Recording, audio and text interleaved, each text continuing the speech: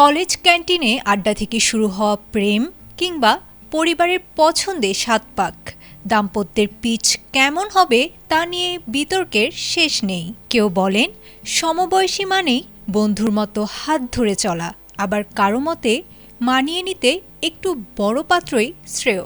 কেউ খুঁজছেন magic number, কেউ বা খুঁজছেন ম্যাচিউরিটি। কিন্তু বিয়ের এই জটিল অঙ্কে বয়স কি শুধুই একটি সংখ্যা, নাকি বিচ্ছেদের ঝুঁকি কমানোর কোনো গোপন ফর্মুলা? চলুন জেনে নেই বিশেষজ্ঞরা কি বলেছেন।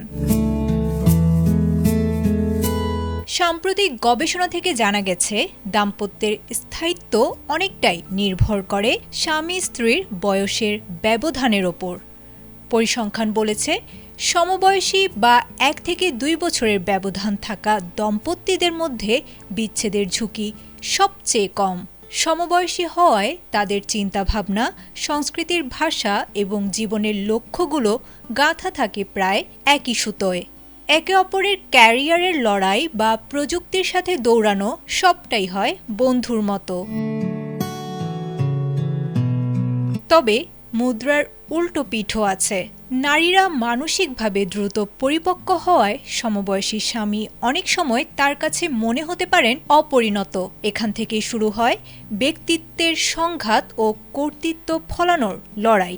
অন্যদিকে বয়সের ব্যবধান 5 বছরের বেশি হলে শুরুতে ভালো লাগা থাকলেও দীর্ঘমেয়াদে দেখা দেয় জেনারেশন গ্যাপ। 5 বছরের পার্থক্যে বিচ্ছেদের সম্ভাবনা কিছুটা বাড়লেও 10 বছরের বেশি ব্যবধানে সেই ঝুঁকি হয় তীব্র। বিশেষ করে 40 থেকে 50 বছর বয়সে পৌঁছানোর পর দুজনের শারীরিক ও মানসিক চাহিদায় বড় পরিবর্তন আসে, যা সংসারে অশান্তির কারণ হতে পারে। বিশেষজ্ঞদের মতে আদর্শ ব্যবধান হতে পারে 5 থেকে 9 বছর। তবে দিন শেষে ভালোবাসা কি আর অঙ্ক মেনে চলে? গবেষণার ফল যাই হোক, সম্পর্কের আসল ভিত হল পারস্পরিক শ্রদ্ধা, বিশ্বাস এবং যে কোনো পরিস্থিতিতে একে অপরের হাত শক্ত করে ধরে রাখার মানসিকতা।